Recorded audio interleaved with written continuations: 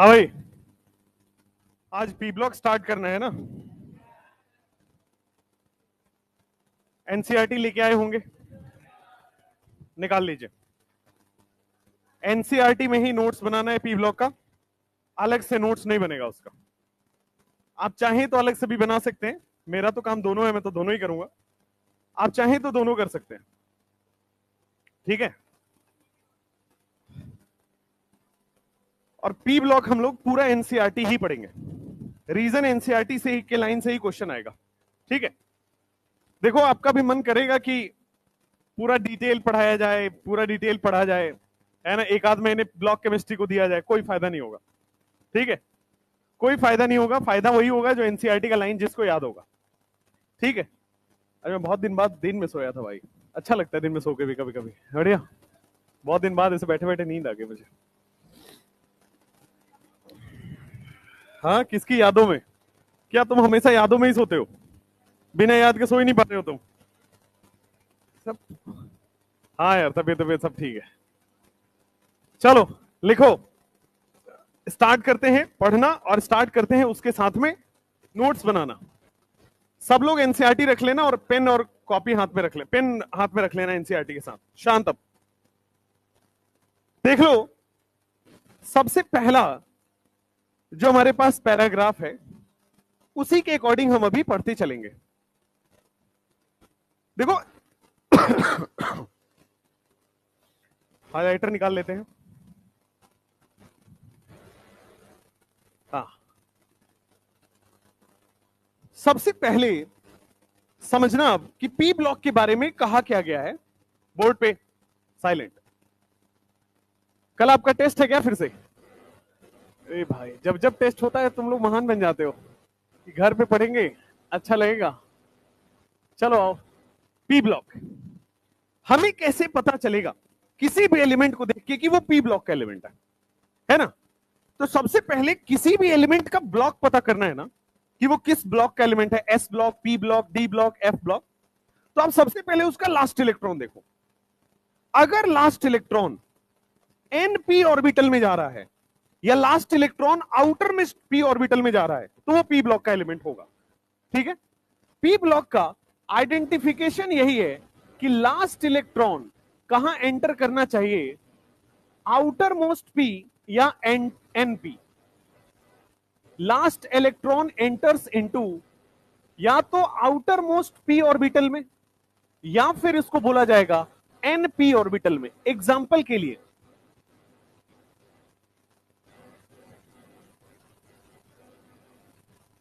शांत, बाहर जाओगे क्या? अब देखो, एक एग्जाम्पल के तौर पे मान लो एक एल्युमिनियम का एग्जाम्पल लेता हूं। इसका एटॉमिक नंबर होता है 13। मैं इसका कॉन्फ़िगरेशन लिख रहा हूं 1s2 2s2 2p6 3s2 3p1। 13 electron हमने भर दिया। अब यहां पे देखो, इसमें जो लास्ट इलेक्ट्रॉन है, 13वां इलेक्ट्रॉन है, वो किस ऑर्बिटल में गया है? तो पी ऑर्बिटल में गया है। अगर लास्ट इलेक्ट्रॉन पी ऑर्बिटल में जाए उसको क्या बोलते हैं? P block element. कोई भी आप पी ब्लॉक एलिमेंट ले लीजिए, उसमें लास्ट इलेक्ट्रॉन पी में ही जाएगा। एक एक्सेप्शन है, एक इसमें एक्सेप्शन है। हीलियम को देख लो, हीलियम का एटॉमिक कॉन्फ़िगरेशन कितना होता है? 1s2। इसमें लास्ट इलेक्ट्रॉन एस में गया है, इसके बावजूद ये क्या है? पी ब्लॉक एलिमेंट है। हीलियम एक पी ब्लॉक एलिमेंट है, जबकि इसमें लास्ट इलेक्ट्रॉन पी में नहीं जा रहा है। हीलियम को छोड़ दिया जाए तो बाकी जितने भी हैं, boron family, carbon family, nitrogen family, oxygen family और इनर्ट गैस फैमिली, कोई भी फैमिली आप देखोगे, है ना, सब के सब में लास्ट इलेक्ट्रॉन कहां जाएगा? एनपी ऑर्बिटल में या आउटर मोस्ट पी ऑर्बिटल में। अब एनसीईआरटी की बात मानो तो देखो, पहला लाइन एनसीईआरटी में क्या लिखा हुआ है? पी ब्लॉक एलिमेंट्स में, पी ब्लॉक एलिमेंट्स में लास्ट इलेक्ट्रॉन कहां एंटर होता है? अभी अभी पढ़ा था, देखो वहां पे सेम लिखा हुआ है, आउटर मोस्ट पी ऑर्बिटल में। अच्छा, अब बोर्ड पे देखो, वापस बोर्ड पे देखो। पी ऑर्बिटल, पी में कितने ऑर्बिटल होते हैं? एस में 1, पी में 3, डी में 5 और फिर आपके पास एफ में 7। तो यहां पे हम पी की बात करेंगे।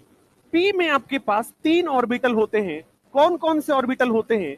px py pz होता है, पढ़ा हुआ है हमने कि 3 ऑर्बिटल होता है, px py pz।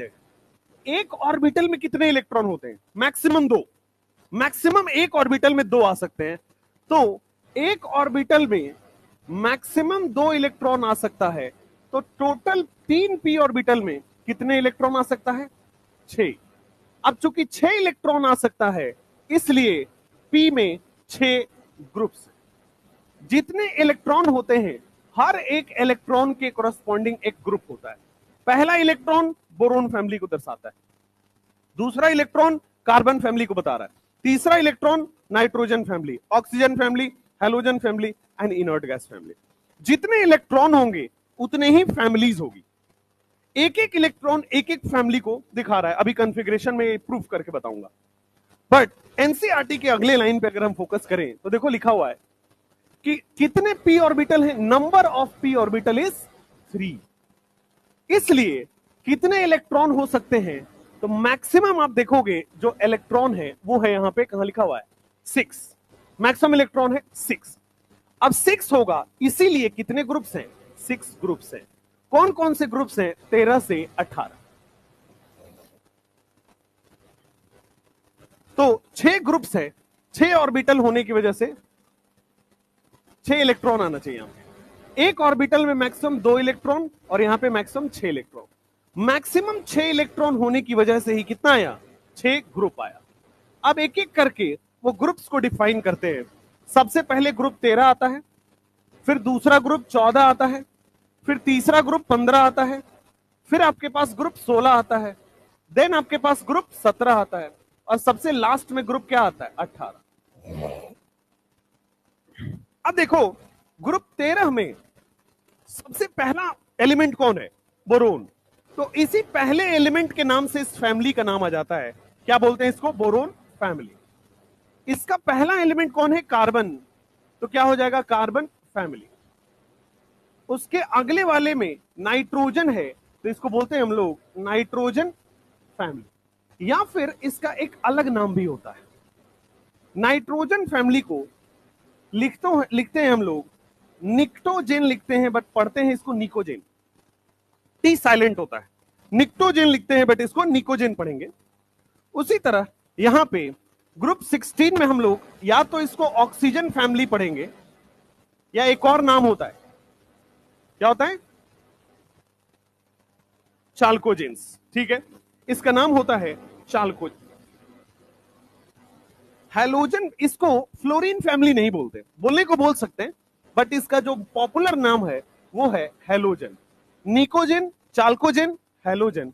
और ये तो आपके पास इनर्ट गैस, इनर्ट गैस बोल दो और नोबल गैस बोल दो, इसको पूरा पूरा नाम होता है इनर्ट गैस फैमिली या फिर नोबल गैस फैमिली। ठीक है, तो यही 6 ग्रुप है। कौन से 6 ग्रुप हैं? ग्रुप नंबर 13 से लेकर के ग्रुप नंबर 18 तक। क्यों पी ब्लॉक में 6 ग्रुप है? क्योंकि पी में 6 इलेक्ट्रॉन होते हैं। क्यों 6 इलेक्ट्रॉन होते हैं? क्योंकि 3 ऑर्बिटल होता है। और आपके पास पी ब्लॉक का फिर डेफिनेशन हमने पढ़ा कि लास्ट इलेक्ट्रॉन पी में जा रहा है तो वो पी ब्लॉक का ही होगा, एक्सेप्ट फॉर हीलियम। हीलियम छोड़ दिया जाए तो बाकी। अच्छा, आप ध्यान देना, इसका इलेक्ट्रॉनिक कॉन्फ़िगरेशन, अगला पॉइंट जो है इसका, तीसरा पॉइंट, इसका इलेक्ट्रॉनिक कॉन्फ़िगरेशन आएगा। इलेक्ट्रॉनिक कॉन्फ़िगरेशन कैसे कैसे आने वाला है? इलेक्ट्रॉनिक कॉन्फ़िगरेशन देखो, मैंने बताया कि पहला इलेक्ट्रॉन मतलब बोरोन फैमिली, 6 इलेक्ट्रॉन होते हैं टोटल। पहला इलेक्ट्रॉन, दूसरा इलेक्ट्रॉन, तीसरा इलेक्ट्रॉन, चौथा इलेक्ट्रॉन, ये 5वां इलेक्ट्रॉन और ये 6ठा इलेक्ट्रॉन। अब देखो इलेक्ट्रॉनिक कॉन्फ़िगरेशन में एस तो पूरा भरा होगा। अब एस क्यों भरा होगा, इस पे सोचो। क्योंकि पी ब्लॉक कहां आता है? एस के बाद। एस कंप्लीट होने, डी कंप्लीट होने के बाद पी ब्लॉक आता है। तो एस पूरा भरा हुआ है, उसके बाद पी ब्लॉक स्टार्ट हो रहा है। तो क्या NH2 NP126 लिख सकते हैं? NH2 NP126। बोर्ड पे देखना, मैंने बोला था पहला इलेक्ट्रॉन होगा, तो क्या बोरोन फैमिली का कॉन्फ़िगरेशन लिख सकता हूं? NH2 NP1, पहला इलेक्ट्रॉन मतलब बोरोन फैमिली। NH2 NP2 लिखोगे, जब दूसरा इलेक्ट्रॉन लिखोगे तो क्या हो जाएगा? Carbon family. जब तीसरा इलेक्ट्रॉन भरोगे तो NH2 NP3 नाइट्रोजन फैमिली। जब चौथा इलेक्ट्रॉन भरोगे NH2 NP4, जब यहां पे आओगे पांचवा इलेक्ट्रॉन भरोगे NH2NP5 और सबसे लास्ट में इसका कंफिग्रेशन चला जाएगा NH2NP6।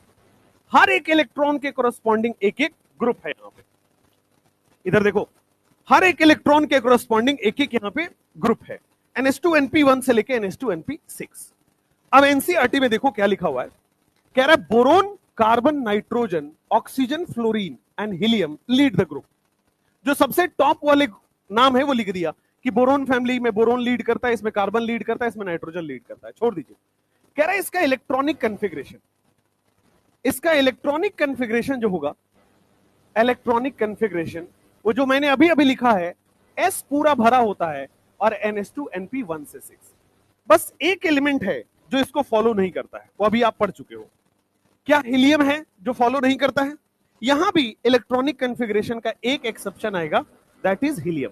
हीलियम लगता ये S ब्लॉक जैसा है बट होता ये P ब्लॉक का है। हीलियम NH2 कन्फिग्रेशन होता है, लगता ये S ब्लॉक जैसा है। चलिए अब देखो यहां पे कह रहा है the inner core of the electronic configuration में हाउएवर डिफर। इसका मतलब क्या हुआ, यही समझना है कि इनर कोर डिफर का मतलब क्या हुआ। इस पे सवाल आया हुआ है, ठीक है, इस पे सवाल आया हुआ है, क्या आया है वो भी बताएंगे। The inner of electronic configuration differ, inner core का मतलब क्या हुआ। एक बार मैं बोरोन फैमिली लिखता हूं, मैं सबसे पहले एक एग्जांपल के थ्रू बोरोन फैमिली लिखता हूं। बोरोन फैमिली में boron, aluminium, gallium, indium, thallium. आपको पता होना चाहिए कि ये सेकेंड पीरियड से स्टार्ट होता है ना, सेकेंड पीरियड से स्टार्ट होता है, फर्स्ट पीरियड में कुछ नहीं होता है। फर्स्ट पीरियड में दो ही तो एलिमेंट होते हैं, हाइड्रोजन और हीलियम। ये फोर्थ पीरियड है, ये फिफ्थ पीरियड है और ये सिक्स्थ पीरियड है। सेवेंथ पीरियड में भी एक एलिमेंट होता है जिसका एटॉमिक नंबर 113। ग्रुप नंबर 13 का एटॉमिक नंबर कितना होता है, लास्ट वाला 113। ग्रुप 14 का 114 एंड सो ऑन। चलो अब देखो इसका इलेक्ट्रॉनिक कन्फिग्रेशन हमने जनरल क्या बोला, NH2NP1, यही बोला था। N क्या है यहां पे, सेकेंड पीरियड मतलब N की वैल्यू 2 है, तो क्या इसका कन्फिग्रेशन मैं लिख दूं, इनर्ट गैस। इनर्ट गैस इससे पहले वाला कौन है, बोरोन से पहले वाला इनर्ट गैस कौन है, हीलियम। इनर्ट गैस NH2 और इलेक्ट्रॉनिक कन्फिग्रेशन क्या हुआ, NP1। इससे एल्युमिनियम से पहले इनर्ट गैस क्या हुआ, नियॉन। इसका कन्फिग्रेशन क्या हो जाएगा, 3s2 3p1। गैलियम का कन्फिग्रेशन लिखिए, गैलियम के कन्फिग्रेशन में क्या यहां पे आर्गन आ जाएगा। अब ये फोर्थ पीरियड का एलिमेंट है, क्या इसमें डी भी आएगा, फोर्थ पीरियड वाले में डी भी आएगा। क्या इसमें 3d, डी पूरा भरा होगा क्योंकि डी के बाद आता है पी, तो डी पूरा भरा होता है। 3d10 फिर क्या आ जाएगा, 4s2 4p1।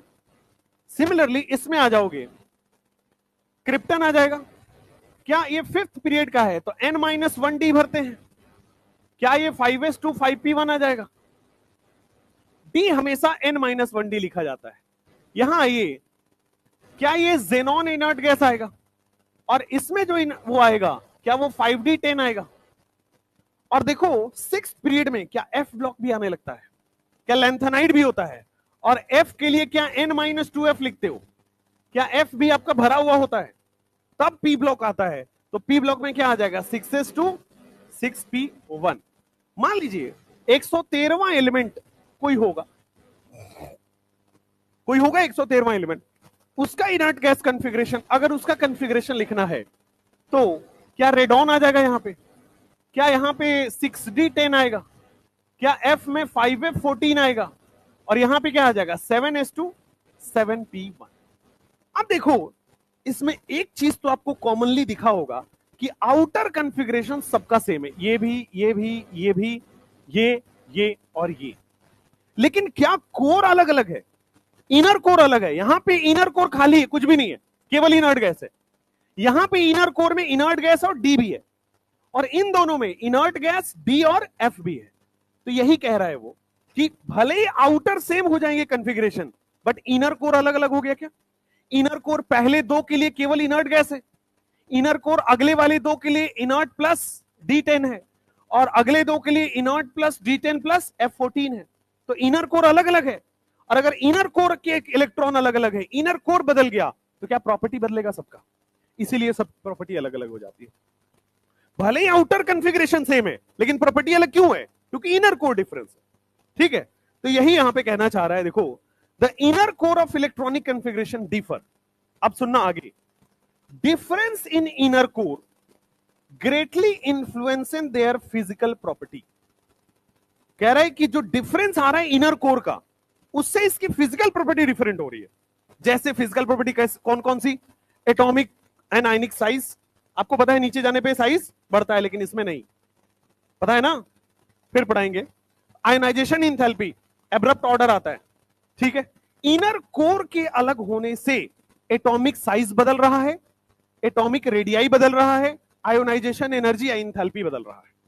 ठीक है, क्यों वो बदला, इसका बहुत अच्छा असर्शन रीजन क्वेश्चन बनाया जा सकता है कि ग्रुप 13 में ये फिजिकल प्रॉपर्टीज डिफरेंट क्यों हो रही है? क्योंकि इनर कोर डिफरेंट है। इनर कोर कैसे डिफरेंट है उसको आप प्रूव भी कर सकते हो यहां से कि यहां आउटर देखो सबका अंडरलाइन सेम है, बट इनर क्या बदल गया है सब में? इनर सब में अलग अलग है। तो यही है नेक्स्ट पैराग्राफ में कि इनर कोर के डिफरेंस होने से क्या फर्क पड़ा। Difference in inner core influence their physical property, इसके फिजिकल प्रॉपर्टी में इंफ्लुएंस डालता है, मतलब चेंज कराता है। फिजिकल प्रॉपर्टी कौन कौन सा है? जैसे कि आपके पास क्या हो जाएगा, एटॉमिक रेडियस या आयनिक रेडियस जिसको हम लोग बोलते हैं, आयोनाइजेशन एनर्जी, आयोनाइजेशन इंथैल्पी हम लोग जिसको बोलते हैं, एक्सेट्रा भी और भी होगा। ध्यान दीजिएगा, केमिकल प्रॉपर्टी भी बदलेगा, लिखा हुआ है physical property as well as chemical property. ये रिएक्शन करके अलग अलग प्रोडक्ट भी बनाएगा। तो इनर कोर के डिफरेंस होने से केवल फिजिकल प्रॉपर्टी नहीं बदल रहा, क्या क्या बदला? फिजिकल भी, केमिकल भी, सारी प्रॉपर्टी बदल गई। अब आपसे कोई पूछे कि भाई बोरोन फैमिली में इलेक्ट्रॉनिक कॉन्फ़िगरेशन तो सेम है, NH2NP1, सबका NH2NP1 है, बट उसकी प्रॉपर्टी अलग क्यों है? क्योंकि इनर कोर अलग है। उसकी कौन सी प्रॉपर्टी, कोई भी, चाहे फिजिकल प्रॉपर्टी अलग है चाहे केमिकल प्रॉपर्टी अलग है, उसका रीजन क्या है? इनर कोर अलग अलग है। तो ध्यान दीजिएगा, फिजिकल प्रॉपर्टी भी अलग है as well as chemical property भी अलग है, as well as chemical property भी अलग है। और ये बहुत अच्छा क्वेश्चन यहां से बनाया जा सकता है। इसलिए जो आपका चौथा पॉइंट है, 3 पॉइंट यहां से, जो चौथा पॉइंट है यही आएगा क्वेश्चन में, यही जो अंदर के लाइंस है ना, वही सब क्वेश्चन में आता है। और ये इनर कोर वाला एक बार आया हुआ है ऑलरेडी, रिपीट होना पूरा चांस है। आ जाओ कि इनर कोर इज डिफरेंट, या तो आप अपने एनसीईआरटी में लिख लीजिए साइड में कहीं, या फिर स्टार और स्टार बना लीजिए कहीं पे। Inner core is different, so physical and chemical properties are different. Inner core अलग हो जाता है, इसलिए बेटे physical and chemical properties are different.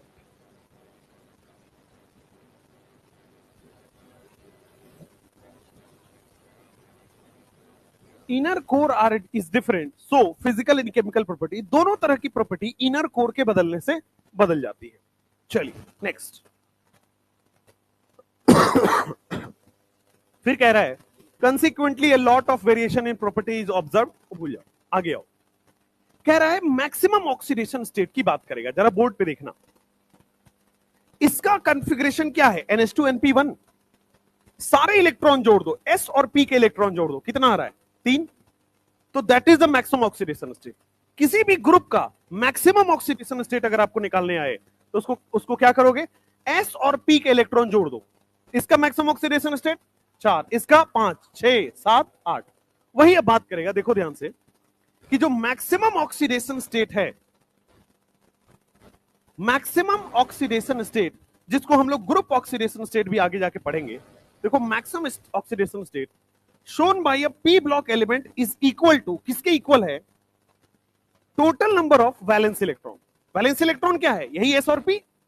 Valence electron यानी कि जो बाहर वाले जो हैं, तो S और P यहां पे लिखा भी है ब्रैकेट में, क्या आपको दिख रहा है कि sum of S and P electron. S और P इलेक्ट्रॉन को जब जोड़ दोगे तो क्या आ जाएगा? Maximum oxidation state.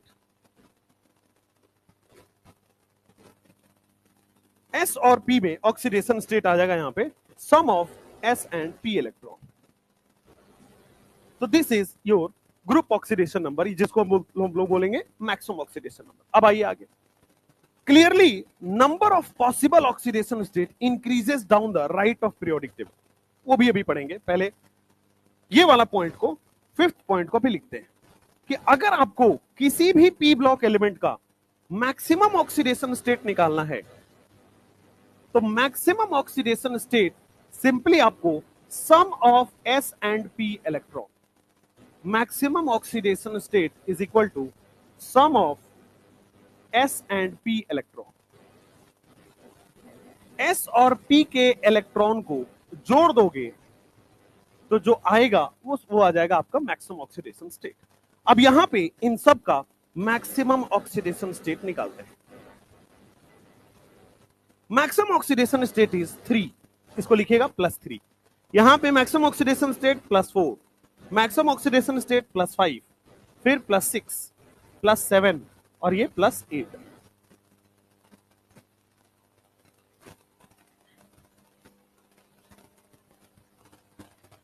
अब ये मैक्सिमम ऑक्सीडेशन स्टेट को अभी अभी मैंने बोला कि और किस नाम से बुलाते हैं, ग्रुप ऑक्सीडेशन स्टेट। देखिए लिखा होगा आगे कहीं पे, in addition to this so called group oxidation state. देखिए ये जो मैक्सिमम ऑक्सीडेशन स्टेट है ना, इसी को क्या बोल दिया गया आगे जाके, ग्रुप ऑक्सीडेशन स्टेट। तो maximum oxidation state is group oxidation state. अब देखो ये वाले लाइन को पढ़ो, the number of possible oxidation state increases towards the right of periodic table. इसका मतलब क्या हुआ, देखो जैसे हम लेफ्ट से राइट में जाते हैं तो नंबर ऑफ ऑक्सीडेशन स्टेट बढ़ रहा है। क्यों, इस पे फोकस करना, वो तो बढ़ रहा है वो तो ठीक है, क्यों बढ़ रहा है उस पे फोकस करना। हाँ अब देखो यहां पे पी में कितने इलेक्ट्रॉन है, 1, यहां पे कितने इलेक्ट्रॉन है, 2, यहां पे 3, अनसोन बढ़ रहा है। तो क्या यहां पे, क्या पी के एक ही इलेक्ट्रॉन एक्साइट हो सकता है, यहां पे पी के 2 इलेक्ट्रॉन एक्साइट हो सकता है, यहां पे 3, यहां पे 4। तो जितने इलेक्ट्रॉन बढ़ रहा है उतना इलेक्ट्रॉन ज्यादा एक्साइट हो रहा है और उतना ही ज्यादा ऑक्सीडेशन स्टेट बन रहा है। लेफ्ट से राइट जाने पे ऑक्सीडेशन स्टेट क्यों बढ़ रहा है, क्योंकि नंबर ऑफ इलेक्ट्रॉन बढ़ रहा है, और नंबर ऑफ इलेक्ट्रॉन बढ़ेगा तो क्या हम एक्साइटमेंट ऑफ इलेक्ट्रॉन ज्यादा करा सकते हैं, एक्साइटमेंट ऑफ इलेक्ट्रॉन ज्यादा यानी कि ऑक्सीडेशन स्टेट ज्यादा। जितना ज्यादा एक्साइटमेंट होगा उतना ज्यादा ऑक्सीडेशन स्टेट आएगा। इस वाले स्टेटमेंट को अच्छे से समझना। Number of possible oxidation state increases, जितने ऑक्सीडेशन स्टेट होंगे उसका नंबर बढ़ेगा। मतलब इसमें अगर एक ऑक्सीडेशन स्टेट है, इसमें 2 होगा, इसमें 3 होगा, इसमें 4 होगा।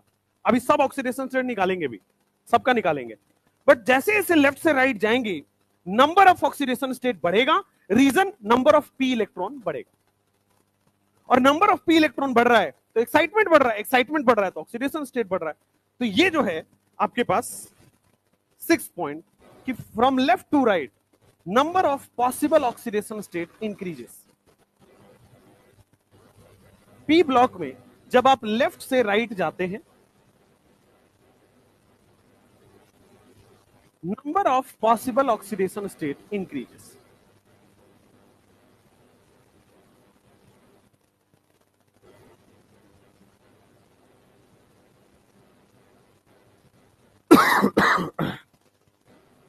Number of possible oxidation state increases. ठीक है, क्यों बढ़ रहा है, because number of electron increases, क्योंकि number of electron from left to right increases. और ये यही सब क्वेश्चन आता है, एसर्शन में दे देगा कि नंबर ऑफ ऑक्सीडेशन स्टेट बढ़ रहा है, रीजन में दे देगा कुछ और।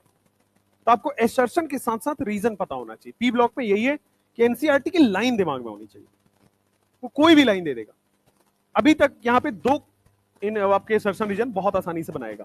इनर कोर वाला, क्यों फिजिकल केमिकल प्रॉपर्टी बदल रहा है, क्योंकि इनर कोर बदल रहा है। फिर दूसरा बनाएगा कि नंबर ऑफ ऑक्सीडेशन स्टेट बढ़ रहा है, क्यों, पी के इलेक्ट्रॉन बढ़ रहा है। ठीक है, चलो ये जो मैक्सिमम ऑक्सीडेशन स्टेट है इसी को ब्रैकेट में लिख लीजिए, this is known as group oxidation state. Maximum oxidation state ही आपका ग्रुप ऑक्सीडेशन स्टेट है। पूरे पी ब्लॉक आपको 33-34 पॉइंट्स में कवर हो जाएगा, मतलब बोरोन फैमिली, पूरा बोरोन फैमिली। ठीक है, अभी 6 पॉइंट्स हुए, इसके बाहर कभी नहीं आएगा सवाल, आप टेंशन मत लेना उसका। चलो अब आ जाओ इस पे, ये वाले लाइन में आप देख लो, group oxidation state, P block element में शो अदर ऑक्सीडेशन स्टेट। अब अभी अदर ऑक्सीडेशन स्टेट क्या क्या होगा उसकी बात करेंगे। कह रहा है कि ग्रुप ऑक्सीडेशन स्टेट जो होगा, जो मैक्सिमम ऑक्सीडेशन स्टेट होगा, उसके अलावा भी ऑक्सीडेशन स्टेट शो करेगा। वो अभी चर्चा करते हैं, वो अभी बाकी है टॉपिक, अभी चर्चा करेंगे। आइए next. In addition to so called group oxidation state, P block element में show other oxidation state which normally but not necessarily differ from total number of valence electron by a unit of 2। क्या मतलब है समझिए, इसको पहले समझिए फिर वो इंग्लिश समझ आएगा। कह रहा है कि इसके अलावा एक और ऑक्सीडेशन स्टेट है जो शो करेगा, लेकिन वो कौन सा ऑक्सीडेशन स्टेट होगा? तो जो ऑक्सीडेशन स्टेट आपने निकाला है उसमें से 2 माइनस कर दीजिए, तो 3 है। दूसरा ऑक्सीडेशन स्टेट 2 माइनस करके क्या आएगा? +1। यहां पे +4 है, 2 माइनस करके क्या आएगा? +2। ये क्या आएगा? ये सिमिलरली आप, अच्छा ये क्यों बोला, ये 2 माइनस करने को क्यों बोला, जरा ध्यान से देखना। ये 2 इसलिए माइनस करने को बोल रहा है कि एक बार क्या हो रहा है कि तीनों इलेक्ट्रॉन एक्साइट हो जा रहा है, तो तीनों इलेक्ट्रॉन एक्साइट हो गया मतलब 3 इलेक्ट्रॉन एक्साइट हो गया, यानी कि +3। एक बार क्या हो रहा है, केवल पी के इलेक्ट्रॉन एक्साइट हो रहा है, एस के इलेक्ट्रॉन को छुपा लिया, इसीलिए 2 माइनस किया है। NH2 का इलेक्ट्रॉन अब एक्साइट नहीं हो रहा है, अब क्या एक्साइट हो रहा है? केवल NP1, इसलिए +1 आया। इसमें NH2 का इलेक्ट्रॉन नहीं एक्साइट हो रहा है, केवल P का इलेक्ट्रॉन एक्साइट हो रहा है, मतलब +2। इसमें भी NH2 छुपा दो, +3। इसमें भी NH2 छुपा दो, +4। ये NH2 क्यों छुपा रहे हैं? इनर्ट पेयर इफेक्ट अभी पढ़ेंगे। इनर्ट पेयर इफेक्ट अभी पढ़ेंगे कि NH2 के इलेक्ट्रॉन को न्यूक्लियस खींच लेता अपनी तरफ, तो केवल P का इलेक्ट्रॉन बचा रह जाता है, इसलिए केवल, इसीलिए लिखा गया है कि जो ग्रुप ऑक्सीडेशन स्टेट आया, जो मैक्सिमम ऑक्सीडेशन स्टेट आया, इसके अलावा एक और ऑक्सीडेशन स्टेट है, वो कैसे निकलेगा? -2 करके। ग्रुप ऑक्सीडेशन स्टेट में से NH2 माइनस कर दीजिए, तो NH2 माइनस कर देंगे तो दूसरा ऑक्सीडेशन स्टेट भी आपके पास आ गया। जैसे यहां पे +3 आया था, 2 माइनस करके +1, +4 आया था, 2 माइनस करके +2। 2 माइनस क्यों हुआ है? क्योंकि NH2 वाला इलेक्ट्रॉन एक्साइट नहीं हो रहा है। और NH2 का इलेक्ट्रॉन एक्साइट क्यों नहीं हो रहा है? क्योंकि NS का इलेक्ट्रॉन जो है ना, वो न्यूक्लियस अपनी तरफ खींच लेता है। इसी को आगे जाके पढ़ना है, अगले 5 मिनट में पढ़ेंगे, इनर्ट पेयर इफेक्ट। न्यूक्लियस क्या करता है? NS2 के इलेक्ट्रॉन को अपनी तरफ अट्रैक्ट कर लेता है। तो खाली बचा कौन रह गया? NP1, NP के इलेक्ट्रॉन। यहां NP1 बचा, NP2 बचा, NP3 बचा, NP4 बचा, एंड सो। तो 2 तरह के ऑक्सीडेशन स्टेट आपने पढ़ लिए। एक तो ऑक्सीडेशन स्टेट है जो सबको सम करके आ रहा है, S और P को जोड़ दो, और दूसरा क्या आ रहा है? -2 करके। जो आया है आपको उसमें से 2 माइनस कर दो। 2 क्यों माइनस किया? NH2 को छुपा लिया है। लिखिए पहले इसको यहां तक। हाँ हाँ हाँ, बाकी नहीं करते। NH2 के इलेक्ट्रॉन एक्साइट नहीं करेंगे, ठीक है, वो मैक्सिमम है। अब देखो एक बार, यहां पे जो लिखा हुआ था ना उसको पढ़ लो एक बार, देखो ध्यान से। ये वाला, ये बस इंग्लिश में फंसोगे, बाकी कॉन्सेप्ट सेम है। कह रहा है कि addition to this so called oxidation state, ये जो ग्रुप आपने मैक्सिमम ऑक्सीडेशन स्टेट निकाला है, उसके एडिशन में, उसके अलावा पी ब्लॉक एलिमेंट में सो अदर ऑक्सीडेशन स्टेट। जो आपने मैक्सिमम एस और पी को जोड़ के निकाला है, इसके अलावा पी ब्लॉक और भी ऑक्सीडेशन स्टेट दिखाएगा। कैसा? कह रहा है कि डिफर फ्रॉम द, लिखो यहां पे क्या लिख रहा है, total number of valence electron जो आपने एस और पी को ऐड किया था बाय यूनिट ऑफ 2। क्या डिफर कर देना है, क्या डिफरेंस निकाल लेना है? कि जो भी आपने मैक्सिमम ऑक्सीडेशन स्टेट निकालना था उसका डिफरेंस निकाल लेना है 2 से। क्यों डिफरेंस निकाल लेना है? NH2 छुपा लेना है। अच्छा, the important oxidation states are, table 11.1 पे भेज दिया कि टेबल 11.1 को देखिए, वहां पे सारे ऑक्सीडेशन स्टेट दिया हुआ है। ठीक है, 2 ऑक्सीडेशन स्टेट आपने पढ़ लिया, एक तो मैक्सिमम और एक मैक्सिमम में से 2 माइनस कर दीजिए, तो 2 तरह के ऑक्सीडेशन स्टेट आपके पास आ गए। इसके अलावा भी ऑक्सीडेशन स्टेट है, ऐसा नहीं कि यही दोनों है, इसके अलावा भी ऑक्सीडेशन स्टेट है, वो टेबल 11.1 में अभी देखने वाले हैं। आइए टेबल 11.1 को पहले ढूंढो, यही है क्या? टेबल 11.1 आपके एनसीईआरटी में टेबल 11.1 यही होगा। अब देखो, बोर्ड ध्यान देना, सब लोग बोर्ड पे। क्या ये जो लिखा है यही ग्रुप ऑक्सीडेशन स्टेट है, या इसी को बोल रहे थे मैक्सिमम ऑक्सीडेशन स्टेट? क्या एस और पी को जोड़ के देख लिया जो हम लोग लिख चुके हैं? एक और ऑक्सीडेशन स्टेट हमने पढ़ा है जो -2 करके आ रहा है, तो देखो 3 में से -2 करके 1 आ गया। यहां पे 2 आ गया है, यहां पे 3 आ गया है, यहां पे 4 आ गया है, -2 करके ये आ गया है। एक और आपकी थ्योरी, जैसे जैसे लेफ्ट से राइट जा रहे हैं क्या ऑक्सीडेशन स्टेट का नंबर बढ़ रहा है? भाई यहां पे 2 ही ऑक्सीडेशन स्टेट है, यहां पे 3 हो गए, यहां पे 3 हो गए, यहां पे 4 हो गए, फिर यहां पे देखोगे 5 हो गए। तो जैसे जैसे लेफ्ट से जा रहे हैं क्या ऑक्सीडेशन स्टेट बढ़ रहा है, नंबर ऑफ ऑक्सीडेशन स्टेट बढ़ रहा है। अच्छा, क्यों बढ़ रहा था? क्योंकि पी में इलेक्ट्रॉन बढ़ रहे थे। चलिए अब बोलो ये -4 कब दिखाता है? भाई कार्बन फैमिली ये तो ठीक है कि +1 आपको दिखा रहा है, लेकिन -+4 और +2 दिखा रहा है। -4 कब दिखा रहा है? याद करिए, हाइड्राइड। इन सब के हाइड्राइड जब बनेगा तो जब CH4 बनाओगे तो हाइड्रोजन पे कितना आएगा? +1। 4 पे कितना गया? +4। कार्बन पे कितना आ गया? -4। तो जब भी हाइड्राइड बनता है, एक तो मैक्सिमम बन गया, एक -2 करके बन गया, और तीसरा वाला कैसे निकालोगे? हाइड्राइड बना के। तो CH4 बनता है, कार्बन फैमिली क्या बनाएगा? CH4।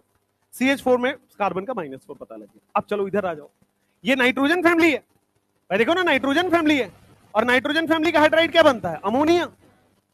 तो यह +3 है, नाइट्रोजन में कितना आ जाएगा? -3। तो देखो तीसरा वाला ऑक्सीडेशन स्टेट आ गया। अब देखो आ जाओ, ऑक्सीडेशन स्टेट में क्या वाटर बनता है H2O, क्या यहां +2 होगा? ऑक्सीजन पे कितना आ गया? -2। तो देखो ये वाला तो निकल गया। अब एक और पता चला, भाई +2 भी तो है। भाई आपने पढ़ा होगा O2F2 के बारे में, पढ़ा है? नहीं पढ़ा है तो हेलोजन फैमिली में पढ़ लेंगे। O2F2, फ्लोरीन क्या सबसे ज्यादा इलेक्ट्रोनेगेटिव है, तो फ्लोरीन पे क्या -1 आएगा? 2 फ्लोरीन की वजह से -2 आ जाएगा। इस पे कितना आ रहा है? +2। तो इस हिसाब से O2 पे +2 आ रहा है, तो ऑक्सीजन पे कितना आएगा? O2 पे +2 आ रहा है, तो एक ऑक्सीजन पे कितना आएगा? +1। तो इसके अलावा एक और ऐड कर लीजिएगा कि यहां +1 भी होता है। आपने O2F2 तो पढ़ा ही है, H2O2, O2F2 ये पढ़ा होगा। आपने OF2 के बारे में भी पढ़ा होगा, नहीं पढ़ा है तो पढ़ लीजिए कि OF2 कंपाउंड भी बनता है, और OF2 में ऑक्सीजन कहां दिखा रहा है? +2। फिर से बोरोन फैमिली में मैक्सिमम और 2 माइनस करके आपका आंसर आ जाएगा, ठीक है। लेकिन लेफ्ट से राइट जाएंगे तो क्या नंबर ऑफ ऑक्सीडेशन स्टेट बढ़ना चाहिए? तो देखो नंबर ऑफ ऑक्सीडेशन स्टेट ये दोनों तो है ही, हाइड्राइड भी बन गया। Similarly number of oxidation state ये दोनों तो है ही, हाइड्राइड भी बन गया। अब ऑक्सीजन फैमिली में आइए, ऑक्सीजन फैमिली में नंबर ऑफ ऑक्सीडेशन स्टेट ये दोनों तो है ही, हाइड्राइड भी बना, साथ में +1 भी होता है और +2 भी होता है। +1 कब होगा? जब OF2 बनेगा, सॉरी O2F2 बनेगा। +2 कब होगा? जब OF2 बनेगा। बेसिकली ऑक्सीजन +2 तभी दिखाएगा या +1 तभी दिखाएगा जब ये अपना फ्लोराइड बनाएगा। Oxygen +1 +2 only in fluoride. OF2 और O2F2 केवल 2 ही एग्जांपल आपको याद रखना है। O2F2 में ऑक्सीजन किसमें चला गया? +1 में, और OF2 में ऑक्सीजन किसमें चला गया? +2। हाँ, अब आगे आइए ग्रुप 17 में। ग्रुप 17 में तो ये दोनों ऑक्सीडेशन स्टेट तो है ही, उसके अलावा हाइड्राइड बनाइए तो क्या HF बनता है? भाई HF बनेगा। HF के लिए क्या बेटा फ्लोरीन पे -1 आएगा? तो फ्लोरीन -1 आ गया। लेकिन आपने ये भी तो पढ़ा होगा HClO, फिर पढ़ा होगा HClO2, फिर पढ़ा होगा HClO3, पढ़ा होगा HCl4 भी बनता है, ठीक है। HClO, HClO2, HClO3, HClO4। HClO4 में क्या क्लोरीन +7 में दिख रहा है? HClO3 में क्लोरीन +5 में दिख रहा है, यहां पे +3 में दिख रहा है, और यहां पे +1 में दिख रहा है। तो क्लोरीन देखिएगा +1 +3 +5 +7 में बने जा रहा है। अब देख लीजिए, हैलोजन फैमिली हमेशा ऑड ऑक्सीडेशन स्टेट दिखाता है, ये अभी याद रख लीजिए। हैलोजन फैमिली हमेशा केवल और केवल ऑड ऑक्सीडेशन स्टेट दिखाएगा, और सारे। तो +7 से स्टार्ट करो, कम करो +5, और कम करो +3, और कम करो +1, और कम करो -1। समझ आया? तो -1 से +7 जितने भी ऑड नंबर पड़ रहे हैं सारे ऑक्सीडेशन स्टेट दिखाएगा। उसी तरह +2 से +6 जितने भी इवन होते हैं वो सब ऑक्सीजन फैमिली दिखाएगा।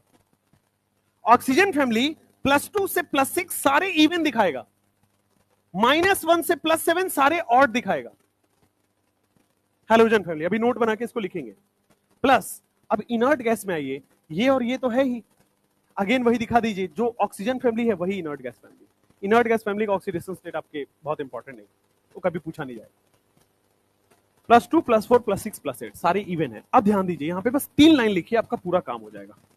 पहला लाइन, पहला इंपॉर्टेंट पॉइंट वहीं पे लिखते हैं, वरना ये डेविएट हो जाएगा। 7वां पॉइंट, ऑक्सीडेशन स्टेट लेफ्ट से राइट बढ़ता है। 7वां पॉइंट में बोर्ड पे ध्यान दीजिएगा,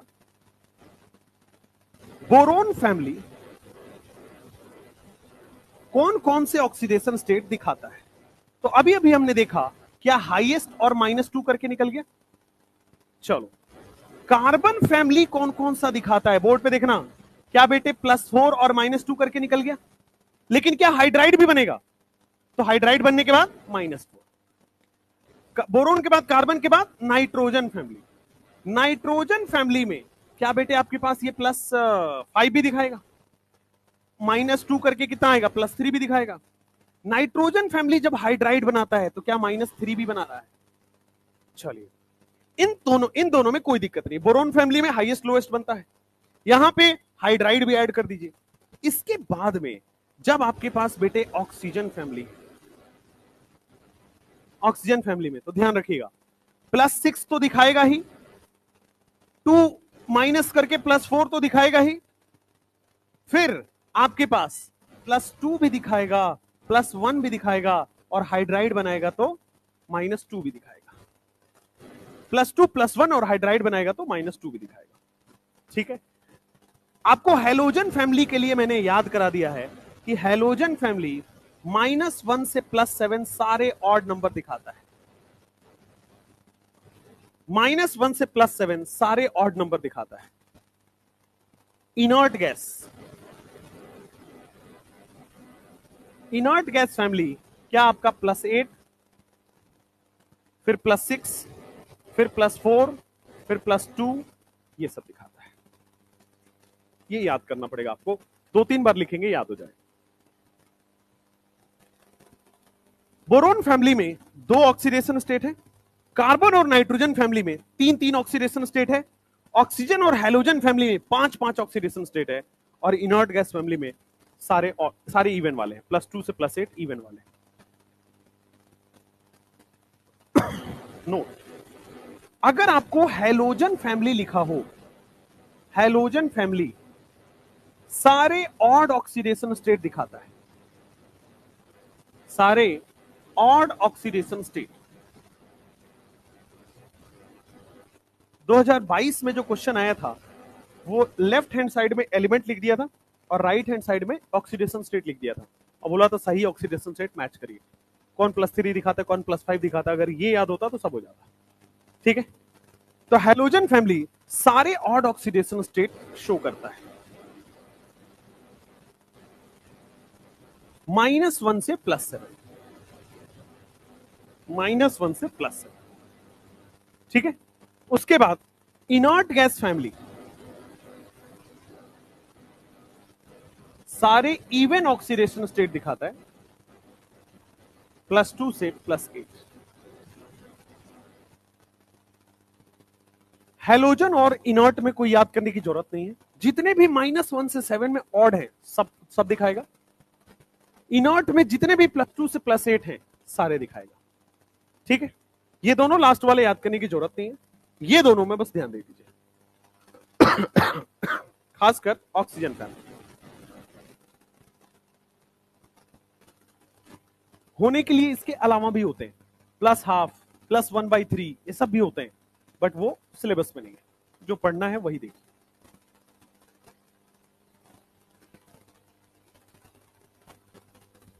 तो ये आपके पास 7 पॉइंट्स अभी हुए, पूरे बोरोन फैमिली 32-33 पॉइंट्स में आपके पास कवर हो जाएगा।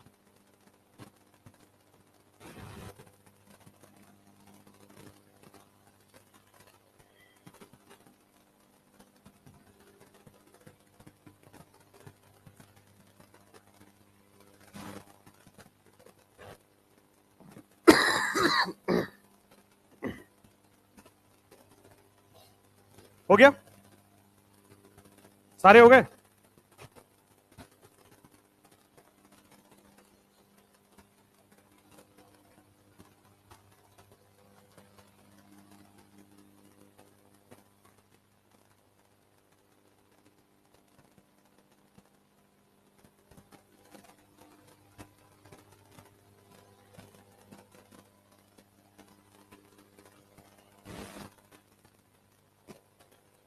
चलो अब आगे का पढ़ते हैं। हाँ लिखना है, जल्दी लिखो।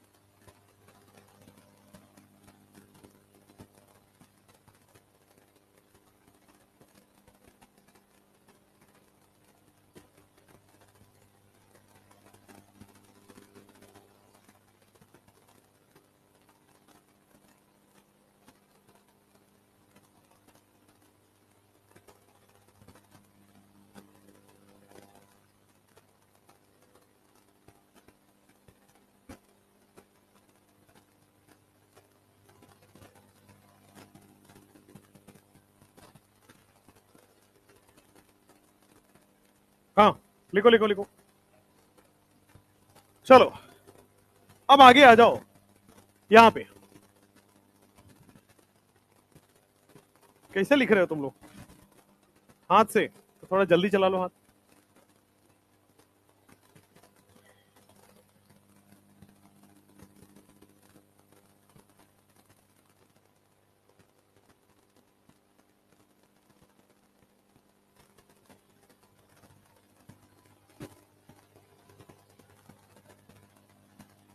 हो गया?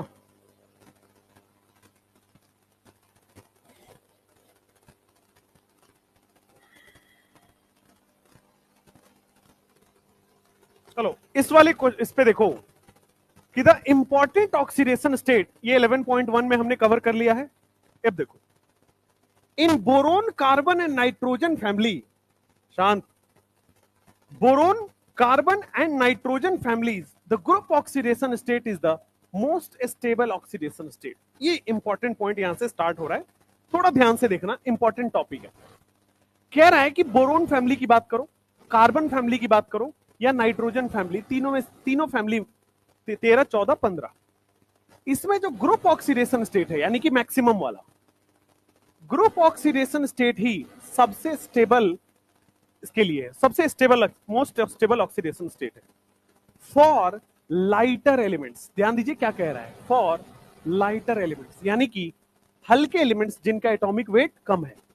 अच्छा, in the group however oxidation state, कह रहा oxidation state 2 unit less than group oxidation state becomes more stable.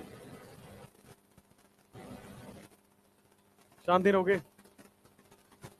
However group oxidation state 2 unit less than group oxidation state becomes more stable for heavier element. इसका मतलब क्या है, जरा ध्यान से सुनना। 8वें पॉइंट में हम लोग इसको कवर करते हैं। 8वां पॉइंट क्या कह रहा है, ध्यान से देखिए। मान लो मैं एक एग्जांपल के थ्रू बोरोन फैमिली ले रहा हूं, फिर यहीं पे सारे फैमिली को लिखूंगा। बोरोन, एल्युमिनियम, गैलियम, इंडियम और थैलियम। इसका ग्रुप ऑक्सीडेशन स्टेट यानी कि मैक्सिमम ऑक्सीडेशन स्टेट क्या है, +3। NH2NP1 है तो क्या +3 होगा? ठीक है। और साथ साथ में देखो क्या ये +1 भी शो करता है, तो ये +1 यहां से शो करना स्टार्ट करता है, पहले दो में +1 शो नहीं करता है। ठीक है, थर्ड एलिमेंट से जहां से डी ब्लॉक आता है ना, वहां पे पुअर शील्डिंग होता है और वहां से बेटा NH2 घेरना स्टार्ट होता है। ध्यान दीजिए फिर से, क्या बोरोन फैमिली का हमने कॉन्फ़िगरेशन लिखा है, ये लिखा है। देखो ध्यान से, मैंने बोला कि यार या तो पढ़ लो या तो बाहर जाओ। ध्यान से देखो, मैंने अभी यहां पे क्या बोला आपको कि यहां पे एक बार हो सकता है कि ये दोनों तीनों के तीनों इलेक्ट्रॉन यहां से रिलीज हो जाए, तो कितना ऑक्सीडेशन स्टेट आएगा, +3। एक बार क्या होगा कि ये वाला इलेक्ट्रॉन नहीं रिलीज होगा, तो ऑक्सीडेशन स्टेट क्या आएगा, +1। उसी को -2 करके निकाला था। अब आ जाओ, अब कह रहा है कि ये जो +2 वाला इलेक्ट्रॉन कहां नहीं जा रहा है, जहां पे डी इलेक्ट्रॉन है। ऐसा नहीं कि हर जगह +2 नहीं जाएगा, ये पूरा का पूरा जाएगा, +3 शो करेगा। ये पूरा का पूरा जाएगा, +3 शो करेगा। केवल ये जो है वो +1 शो करेगा। यहां भी डी है, यहां भी +1 शो करेगा। यहां भी डी आ गया है, एफ आ गया है, ये +1 शो करेगा। यहां भी डी और एफ आने की वजह से +1 शो करेगा। क्यों? क्योंकि हमने पढ़ा हुआ है डी और एफ की पुअर शील्डिंग। अब पुअर शील्डिंग है तो न्यूक्लियस और आउटर इलेक्ट्रॉन के पास पास आ जाएंगे। शील्डिंग कमजोर का मतलब अट्रैक्शन होता है। शील्डिंग कमजोर मतलब न्यूक्लियस और इलेक्ट्रॉन पास आएगा, तो न्यूक्लियस क्या इस 4s के इलेक्ट्रॉन को खींच लेगा अपनी तरफ, पास आ गया ना। न्यूक्लियस क्या इस 5s के इलेक्ट्रॉन को खींच लेगा, न्यूक्लियस यहां पे 6s के इलेक्ट्रॉन को खींच लेगा यहां पे। तो जहां जहां डी और एफ है वहां वहां ns के इलेक्ट्रॉन को न्यूक्लियस अपने पास खींच लेगा, क्योंकि पुअर शील्डिंग।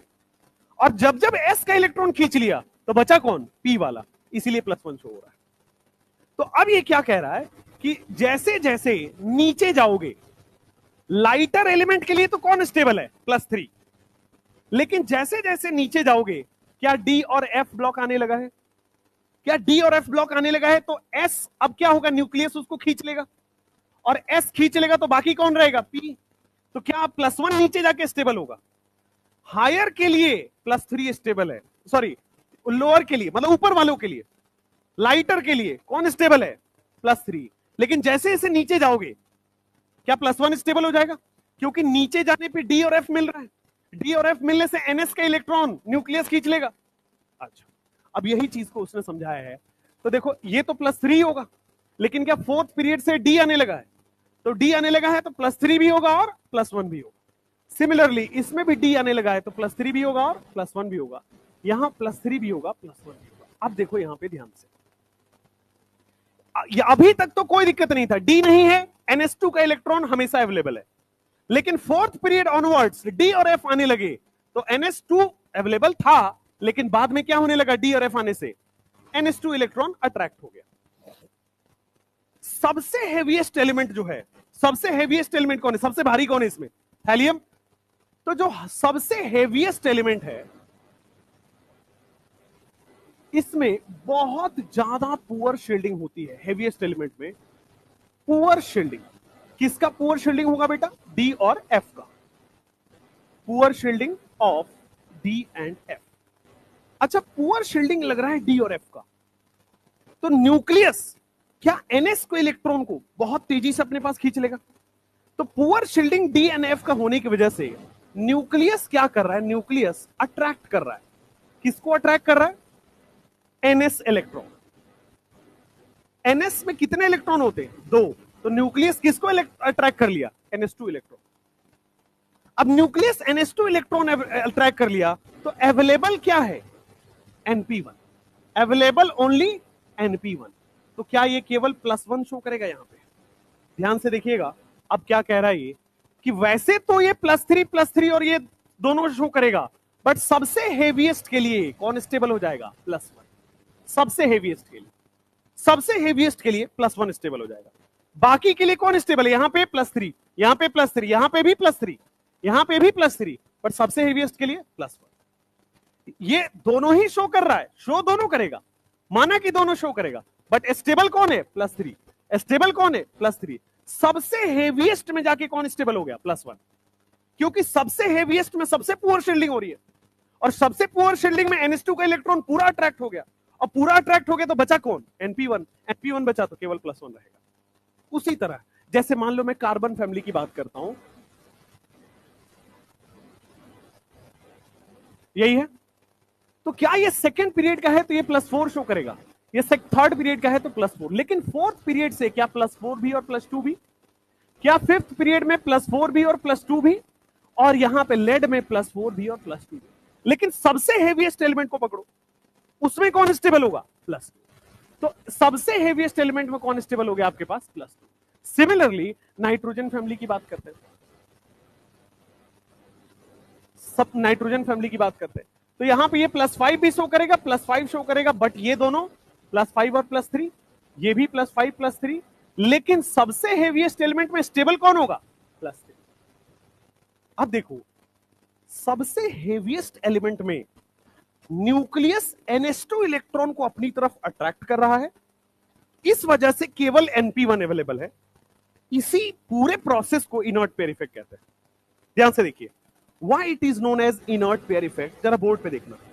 सबसे पहले इस नाम में ही क्लियर है, इनर्ट हो गया।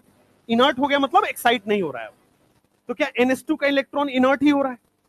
और क्या NH2 का इलेक्ट्रॉन पेयर में है, तो इनर्ट हो रहा है लेकिन पेयर में हो रहा है, और इस इफेक्ट को क्या बोलते हैं, इनर्ट पेयर इफेक्ट।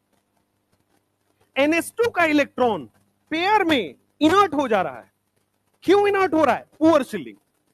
और कैसे इनर्ट हो रहा है, न्यूक्लियस उस दोनों NH2 के इलेक्ट्रॉन को अपने पास खींच लेगा। न्यूक्लियस जब सारा इलेक्ट्रॉन खींच लिया, अब वो एक्साइट ही नहीं हो रहा, रिएक्शन में पार्टिसिपेट ही नहीं कर रहा। रिएक्शन में कौन पार्टिसिपेट कर रहा है, केवल P and P1। तो what is inert pair effect for heaviest element, सब जगह नहीं लगेगा, कहां लगेगा, heaviest element. For heaviest element जो NH2 का इलेक्ट्रॉन है उसको कौन अट्रैक्ट कर ले रहा है, न्यूक्लियस।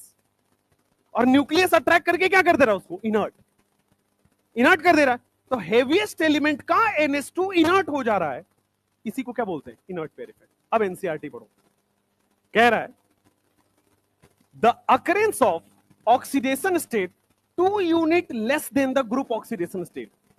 क्या ये सारे ऑक्सीडेशन स्टेट जो हेवीएस्ट एलिमेंट में स्टेबल हुए हैं वो 2 यूनिट कम है, 2 unit less than the group oxidation state are sometime attributed to inert pair effect. ठीक है, ये कहना क्या चाह रहा है कि जैसे जैसे नीचे जाओगे stability of lower oxidation state increases, इसी को बोलते हैं इनर्ट पेयर इफेक्ट। नीचे जाने पर किसकी स्टेबिलिटी बढ़ रही है, लोअर ऑक्सीडेशन स्टेट। किसकी स्टेबिलिटी बढ़ी है, लोअर ऑक्सीडेशन स्टेट। तो अब यहां पे आपने इसको लिख लिया है, ये तो पूरा एक्सप्लेनेशन है, इसको नोट डाउन करिए, फिर मैं इनर्ट पेयर इफेक्ट का यहां डेफिनेशन लिख रहा हूं।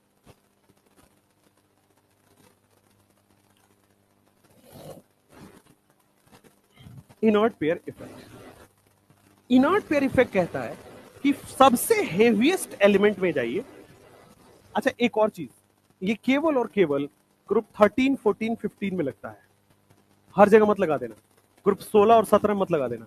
ये किसने बोला, एनसीईआरटी में। अब बाकी जगह नोट्स में देख लीजिए, कोटा वोटा में किधर भी कभी नोट्स देख लीजिए, वहां पे सब ग्रुप में लगवाते हैं, एंड दैट इज रॉन्ग। क्या बोला गया यहाँ पे, कहीं लिखा होगा, देखो ये लिखा हुआ है, in boron, carbon and nitrogen family. केवल इन 3 फैमिली एनसीईआरटी मानता है। हालांकि मैं बता दूं ग्रुप 17 में भी होता है, 16 में भी होता है, बट एनसीईआरटी किसको मान रहा है, 3। तो अपने को किसको मानना है, 3। 16 और 17 में गलत हो जाएगा। 16 और 17 में सारे मतलब वहां कोई स्टेबिलिटी चेंज नहीं होती है, वहां नॉर्मली रहता है स्टेबिलिटी। ठीक है, चलिए इनर्ट पेयर इफेक्ट कहता है कि सबसे हेवीएस्ट एलिमेंट के लिए, फॉर हेवीएस्ट एलिमेंट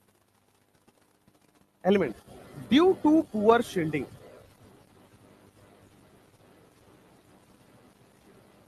किसका पुअर शील्डिंग हो रहा है, due to poor shielding of D and F electron, due to poor shielding of D and F electron for heaviest elements, due to poor shielding of D and F electron, है ना, NH2 electron becomes anode. NH2 electron is attracted by nucleus. NH2 electron को कौन attract कर रहा है, nucleus. और nucleus attract कर ले रहा है तो it becomes inert.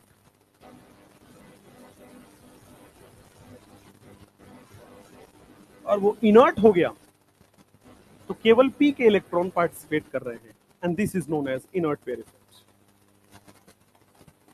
For heaviest element due to poor shielding of D and F electron, NH2 electron is attracted by nucleus and hence it becomes inert. This is called inert pair effect.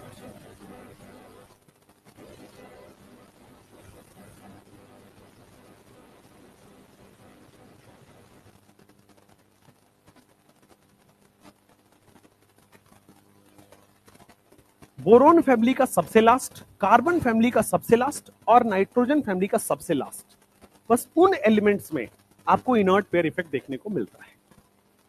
अब यहां पे आपके पास इसी से related 2 question बनता है।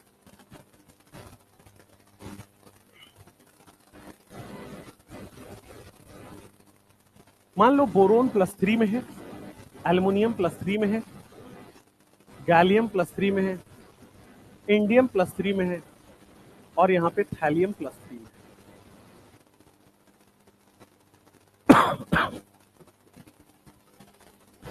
Gallium +1 में है, इंडियम +1 में है, और थैलियम +1 में है। क्वेश्चन नंबर 2, आपको स्टेबिलिटी बताना है। ये जो दिया गया है कौन स्टेबल है कौन स्टेबल नहीं है उसकी बात करना है।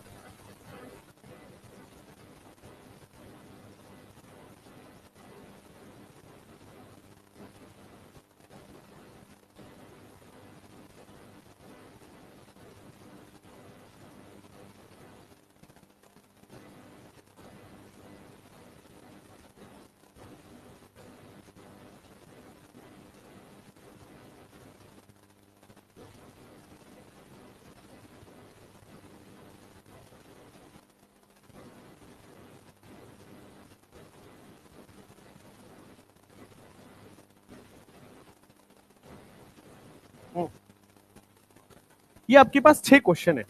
ऑक्सीडेशन स्टेट लिखा हुआ है, पूछा जा रहा है कौन स्टेबल है। इनर्ट पेयर इफेक्ट क्या कहता है कि जैसे जैसे नीचे जाओगे कौन स्टेबल हो रहा है, लोअर ऑक्सीडेशन स्टेट। तो इनर्ट पेयर इफेक्ट की वजह से स्टेबिलिटी कैसे बढ़ेगा, ऐसे। लोअर ऑक्सीडेशन स्टेट कहां स्टेबल है, नीचे की तरफ। देखो ये हायर ऑक्सीडेशन स्टेट है, ये लोअर है, तो लोअर वाला नीचे की तरफ स्टेबल है, हायर वाला ऊपर की तरफ स्टेबल होगा, सिंपल। जैसे जैसे इनर्ट, अगर लोअर ऑक्सीडेशन स्टेट है तो नीचे की तरफ स्टेबल होगा, हायर ऑक्सीडेशन स्टेट है तो ऊपर की तरफ स्टेबल होगा। ये वही लाइन कह रहा है कि जो लाइटर एलिमेंट्स हैं उनमें कौन स्टेबल है, हायर, और जो हेवियर एलिमेंट है उनमें कौन स्टेबल है, लोअर। समझ में आया? ये लाइटर एलिमेंट है इनमें कौन स्टेबल है, हायर, और जो हेवियर एलिमेंट है लोअर। तो this will be the stability.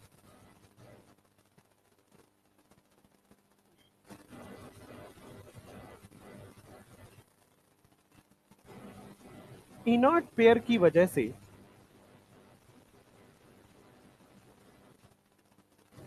lower oxidation state is stable in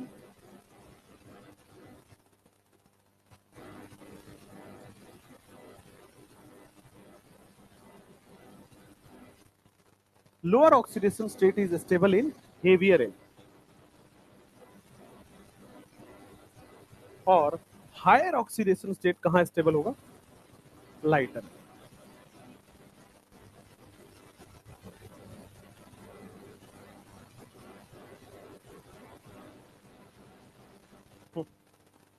जल्दी करिए। Lower oxidation state is stable in heavier element and higher oxidation state is stable in lighter element.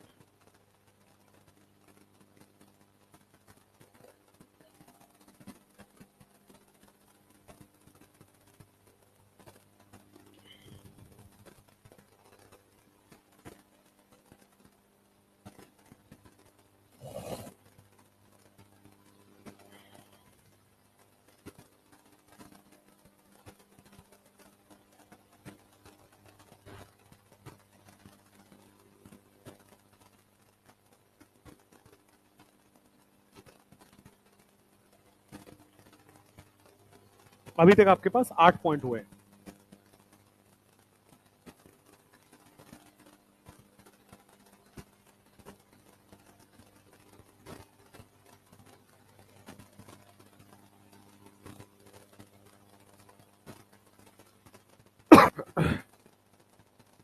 हो गया?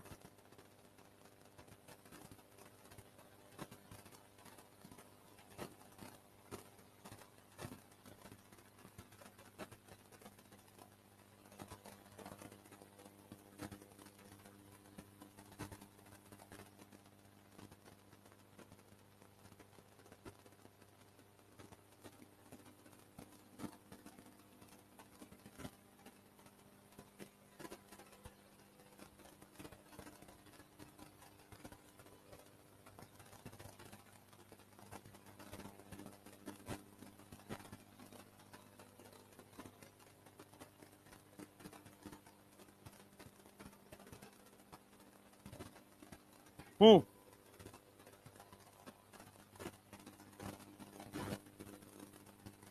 हम्म हम्म stability बताया गया, किसका +1 ज्यादा स्टेबल है, किसका +2 ज्यादा स्टेबल।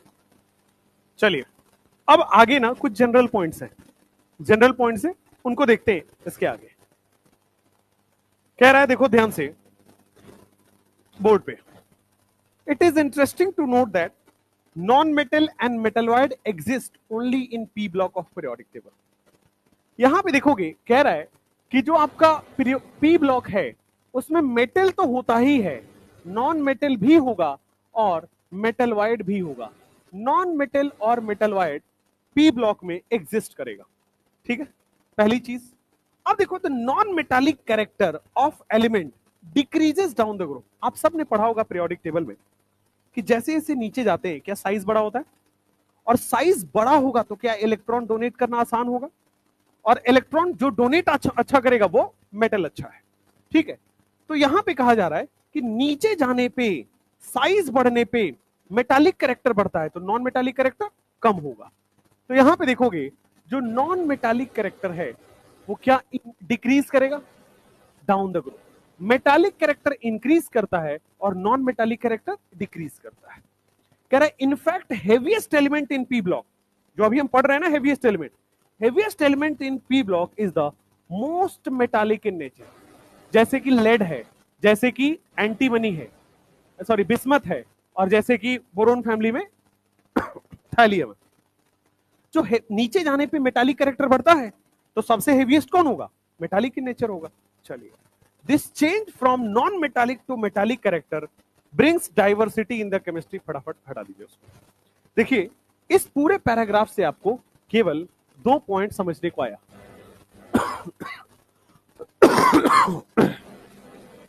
2 पॉइंट ये समझने को आया कि जो आपका पी ब्लॉक होगा ये सब कुछ कंटेन करता है। पी ब्लॉक कंटेन्स मेटल तो कंटेन करता ही है, कॉमा नॉन मेटल कंटेन करता है। P block contains metal, non metal, comma metal wide. तो पी ब्लॉक सारे तरह के एलिमेंट्स को कंटेन करता है। एस ब्लॉक में केवल मेटल है, डी ब्लॉक में केवल मेटल है, लेकिन पी ब्लॉक, एफ ब्लॉक में भी सारे रेडियो एक्टिव मेटल है। पी ब्लॉक इकलौता ऐसा ब्लॉक है जिसमें तीनों तरह के एलिमेंट्स पाए जाते हैं, मेटल भी, नॉन मेटल भी, मेटल वाइड भी।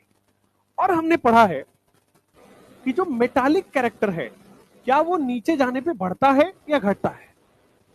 तो metallic character directly proportional to size होता है।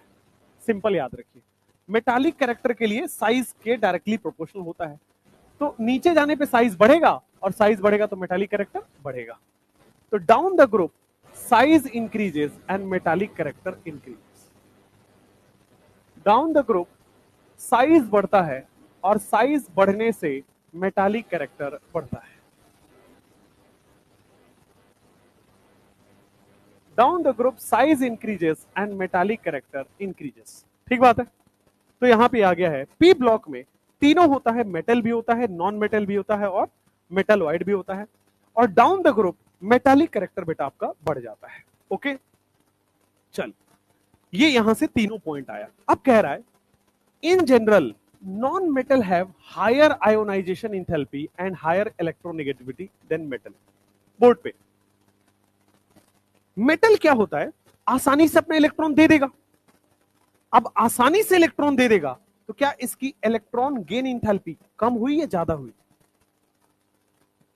कोई एक मेटल है जो अपना इलेक्ट्रॉन आसानी से दे रहा है, चलो इलेक्ट्रॉन गेन एंथैल्पी बाद में, आयोनाइजेशन एनर्जी कम होगा या ज्यादा होगा, मेटल का कम होगा ना, क्योंकि अपना इलेक्ट्रॉन आसानी से दे रहा है, कम एनर्जी में ही काम हो जाएगा। अच्छा, अब इसका उल्टा सोचो, इलेक्ट्रॉन गेन एंथैल्पी कम होगा या ज्यादा होगा। भाई बोरोन फैमिली में लीजिए, बोरोन है, ये एल्युमिनियम है, ये गैलियम है, ये इंडियम है, थैलियम और बड़ा होगा। जरा ध्यान से, जैसे जैसे नीचे जा रहे हैं साइज क्या हो रहा है, बढ़ रहा है। साइज बढ़ रहा है तो आयनाइजेशन एनर्जी क्या हो रहा होगा, कम हो रहा होगा, इनवर्सली प्रोपोर्शनल होता है। अब बोर्ड पे देखिए, इलेक्ट्रॉन गेन एंथैल्पी कम हो रहा है कि ज्यादा हो रहा है। भाई इलेक्ट्रॉन गेन एंथैल्पी क्या होता है, एक इलेक्ट्रॉन को यहां ऐड करना है, ठीक है। तो हमने पढ़ा था थर्ड पीरियड वालों का सबसे ज्यादा होता है, पढ़ा था ना, थर्ड पीरियड वालों का एफिनिटी सबसे ज्यादा होता है।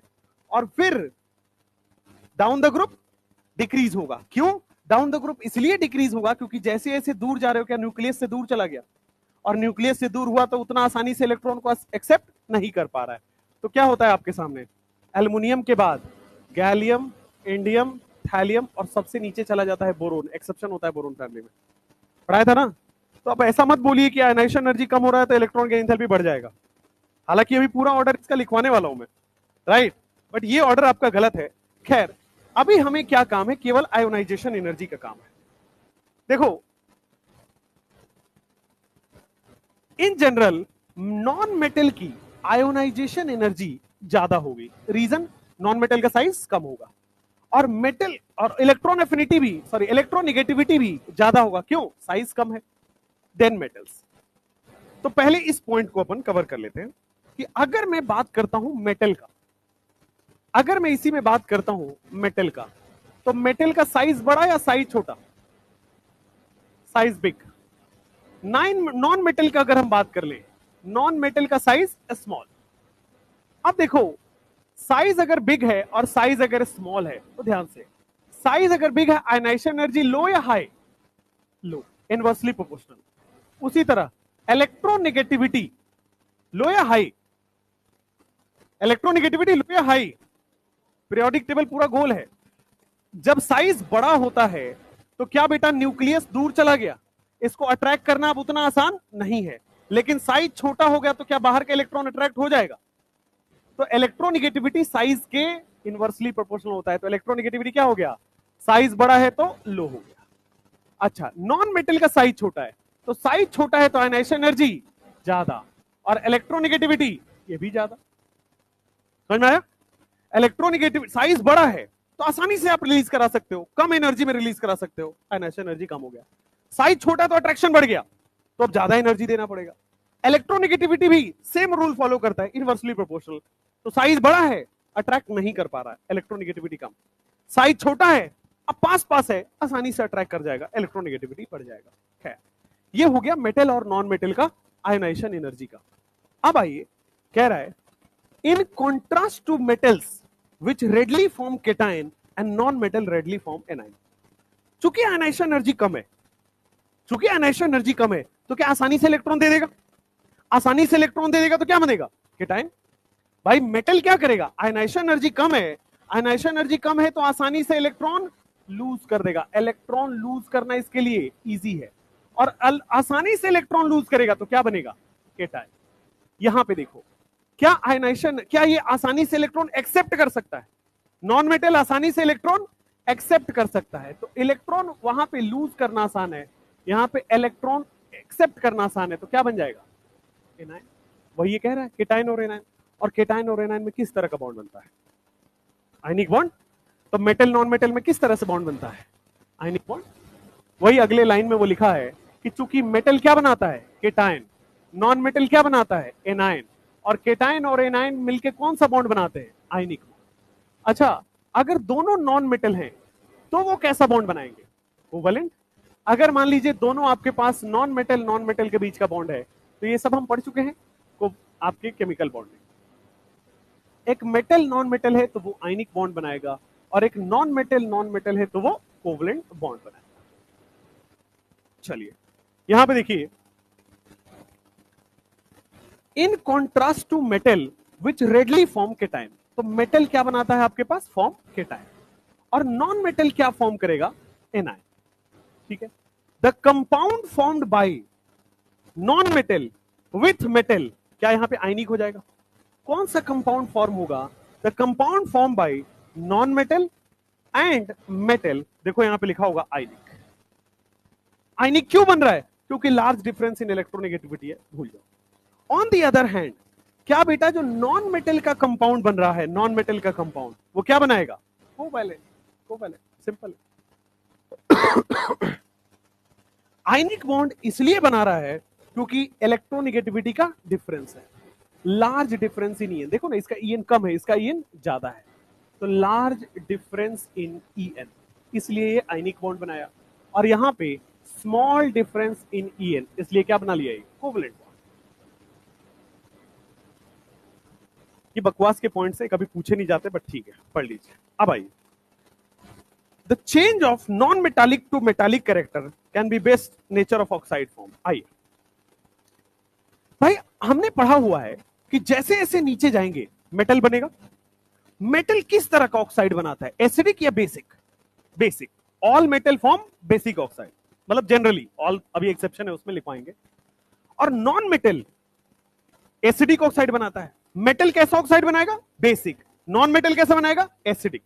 आइए, तो अभी अभी हमने देखा कि जैसे जैसे नीचे जाओगे किसी भी ग्रुप में, चाहे बोरोन फैमिली में चाहे कार्बन फैमिली में, तो क्या मेटालिक कैरेक्टर बढ़ेगा या नॉन मेटालिक कैरेक्टर बढ़ेगा?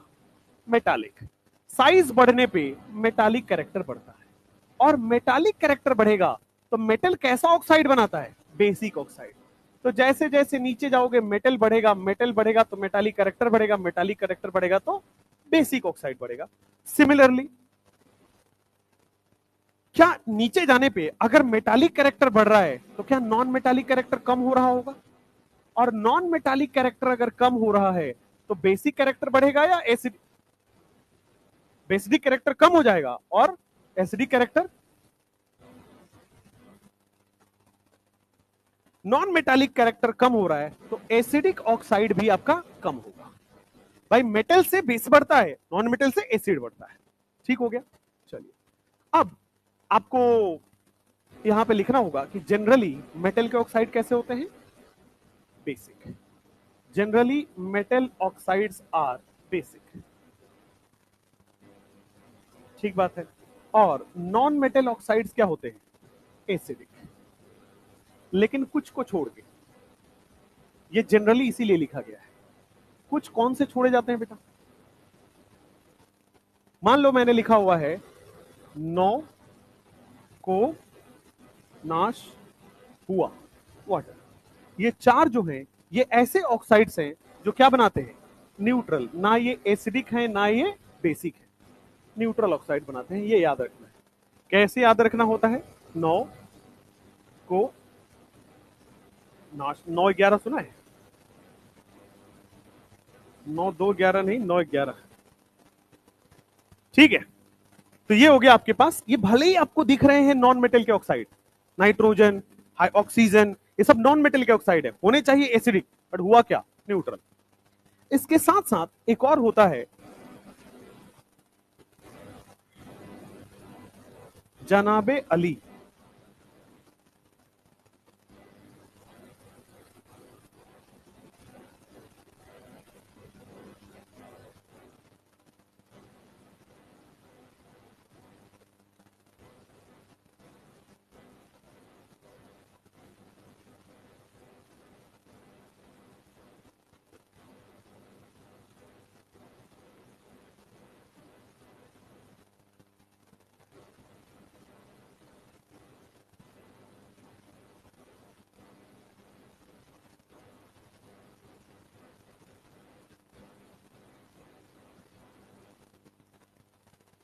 ये जो ऑक्साइड्स होते हैं ये सारे के सारे एम्फोटेरिक ऑक्साइड है।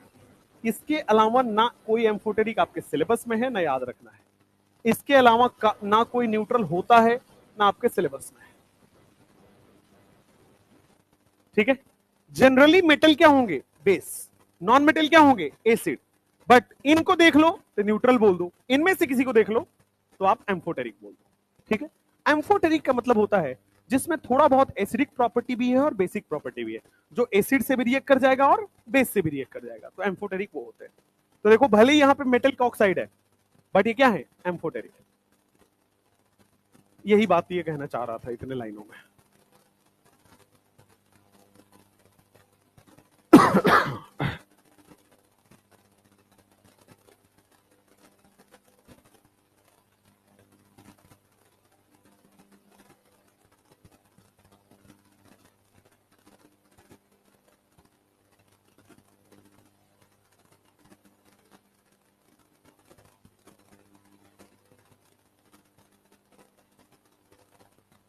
अब आएगा जो हर ग्रुप में पढ़ना है और यहां भी पढ़ना है, एनोमेलस बिहेवियर।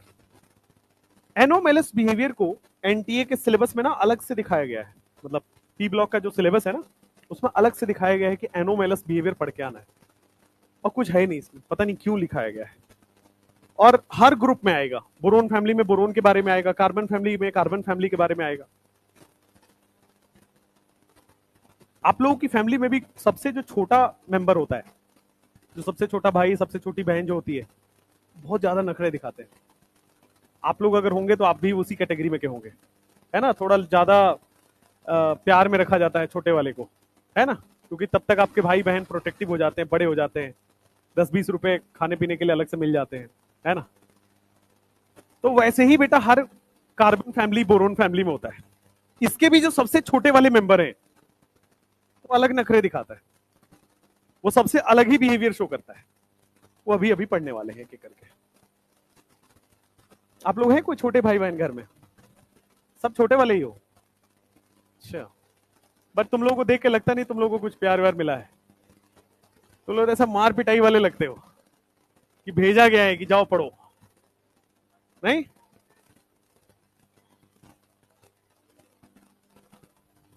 चलो अच्छी बात है।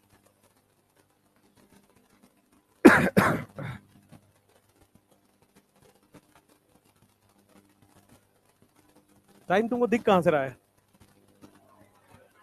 मोबाइल ऊपर रखे हो? अभी तो बहुत टाइम है, अभी तो 20 मिनट है। हाँ, पढ़ो। तो अभी क्या होता है, मैंने आपको बताया यहां तक आपने पढ़ लिया है। अब इसके बाद जो है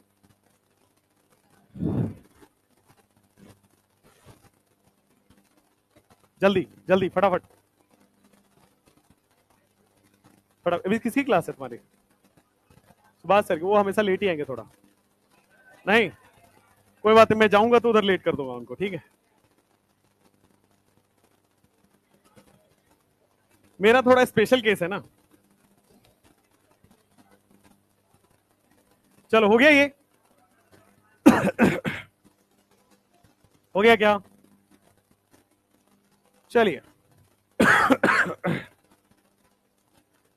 अब देखो, जैसे कि मैंने आपको बोला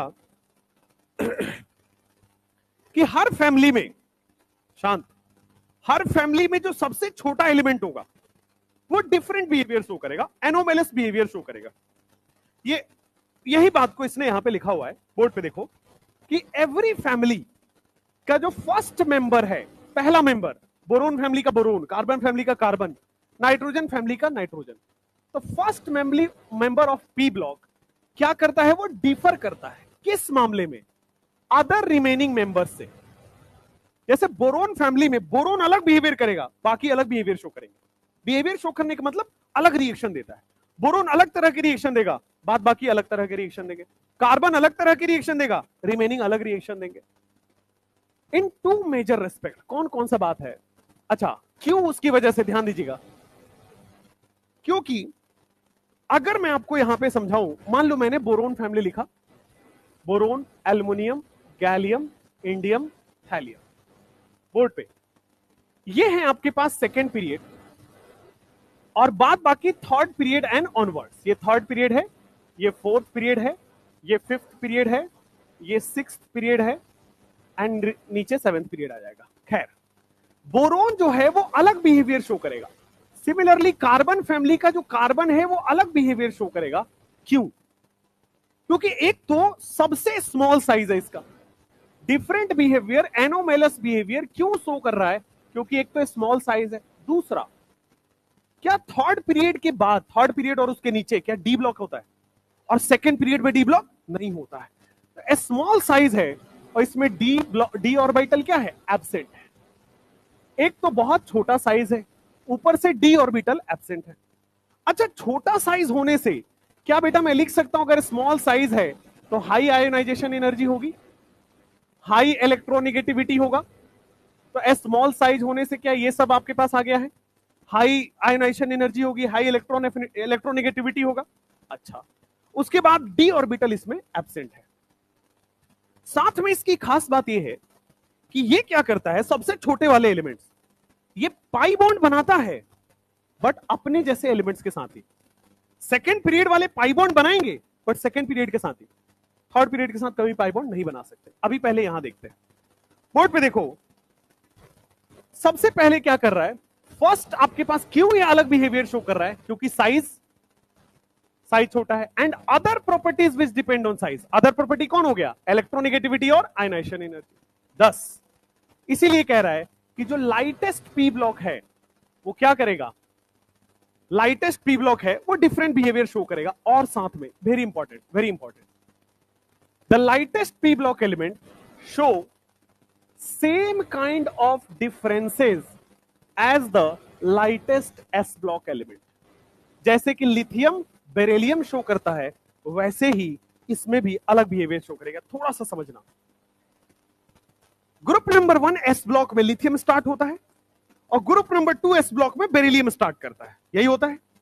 वहां भी लिथियम एनोमेलस बिहेवियर शो करता है, वहां भी बेरिलियम एनोमेलस बिहेवियर शो करता है. कैसे शो करता है इसको पढ़ना है. एस ब्लॉक वाले में जैसे बेरिलियम की बात करते हैं, बेरिलियम, मैग्नीशियम, कैल्शियम, स्ट्रोंसियम और बैरियम. जरा ध्यान से बोर्ड पे. बेरिलियम जो अपना ऑक्साइड बनाता है वो बनाता है बीईओ. मैग्नीशियम जो अपना ऑक्साइड बनाता है वो बनाता है एमजीओ. फिर क्या बनाता है? सीएओ. फिर बनाएगा आपके सामने एसआरओ और फिर बनाएगा बैरियम ऑक्साइड बीएओ. बोर्ड पे. ग्रुप 2 में इसको छोड़ के बाकी सारे जो ऑक्साइड बनाते हैं, क्या वो मेटल के ऑक्साइड हैं? और क्या बनाएगा? Basic oxide.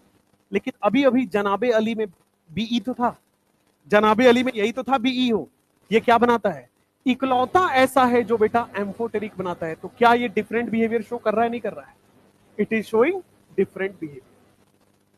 Beryllium different behaviour show कर रहा है. सिमिलरली आपके पास लिथियम पता होगा, lithium, sodium, potassium, rubidium, caesium. अब ध्यान से, जो पहला एलिमेंट है लिथियम जो है वो बेटा आपका ऑक्साइड बना लेता है. लेकिन इसके बाद सोडियम जो है वो ऑक्साइड ना बना के क्या बनाता है? पर ऑक्साइड. इसके नीचे के ये तीनों के तीनों क्या बनाते हैं?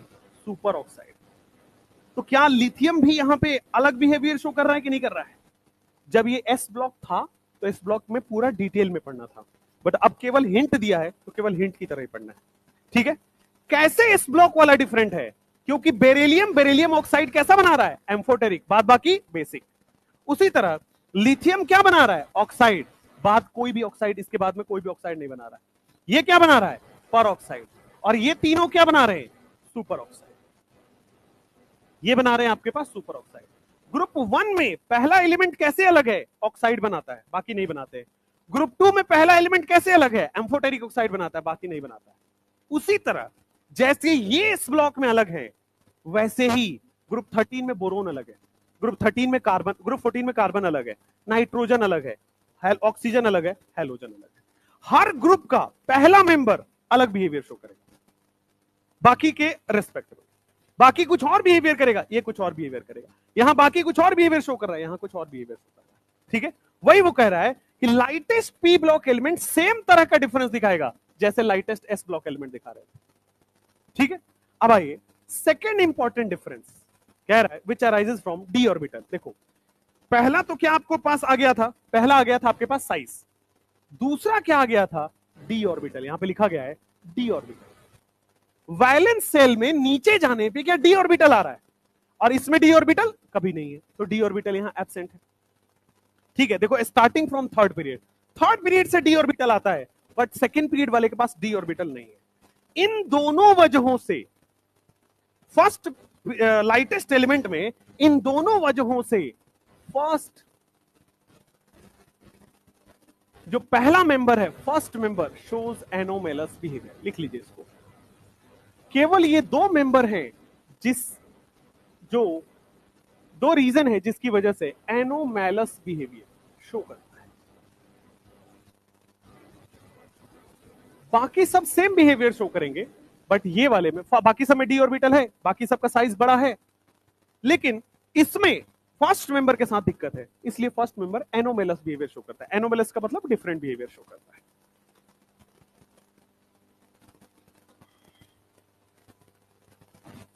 अब देखो, एक और इसमें डिफरेंस आता है कि भाई बोरोन के पास केवल क्या है?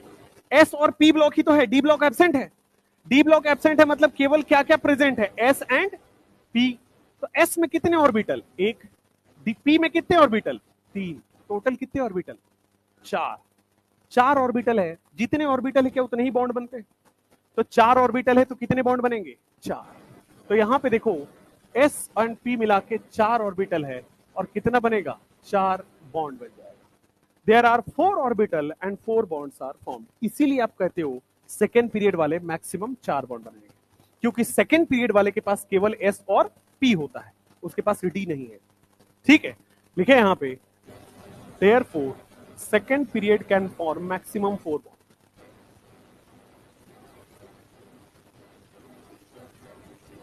क्योंकि उसके पास होता ही 4 ऑर्बिटल है।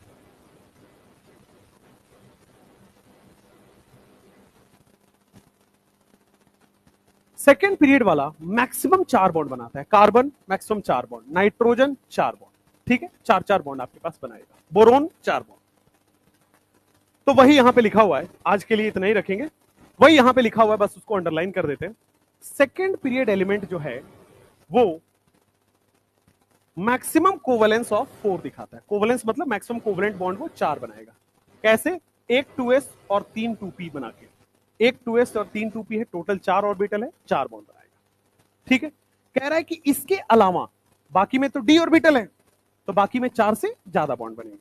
ठीक है, एल्युमिनियम 6 बॉन्ड बनाएगा, गैलियम 6 बॉन्ड बनाएगा, इसके अलावा सब 4 बॉन्ड से ज्यादा बनाएंगे, बाकी ये 6 बॉन्ड बनाएगा। तो आज आपका पी ब्लॉक का जो इंट्रोडक्शन है वो आपका हुआ फिनिश। एक पैराग्राफ और होगा शायद, ये पैराग्राफ छोड़ के बाकी सब आपके पास हो गया है फिनिश। उसके बाद आपके स्टार्ट हो जाएगा बोरोन फैमिली। ठीक है, तो कल पहले ये 2 पैराग्राफ पढ़ेंगे और फिर आपका बोरोन फैमिली स्टार्ट करेंगे। कल मतलब नेक्स्ट क्लास में। कहां तक पढ़ना है रुक जाओ एक बार।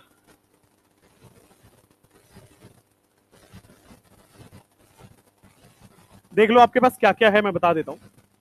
देखो ये है introduction, electronic configuration, atomic radius, ionization energy, electronegativity, physical property, oxidation state, ये टेबल है। ये है आपके पास रिएक्शन, ये रिएक्शन है, एयर वाला रिएक्शन है, ये वाला रिएक्शन है, ये वाला रिएक्शन है, ये वाला है। बस 11.3 से पहले पूरा है। ये नहीं है, कंपाउंड नहीं है, बोरेक्स नहीं है, बोरेक्स की रिएक्शन नहीं है। हालांकि इस पर डिबेट है, ये है कि नहीं है, आप छोड़ के नहीं जा सकते ये वाले रिएक्शंस। तो नॉर्मल रिएक्शंस आप पढ़ लीजिए, इस पर डिबेटेबल है, आ गया तो क्या करोगे, इससे बढ़िया पढ़ लो उसको। और 11.3 से आपको कुछ नहीं पढ़ना है। ठीक है, इनके केवल स्ट्रक्चर्स पढ़ना है, स्ट्रक्चर बता दूंगा मैं। ठीक है, स्ट्रक्चर बस इनका पढ़ना है, दैट्स इट। ठीक है, तो चलिए अगले लेक्चर में बोरोन फैमिली हम लोग करेंगे।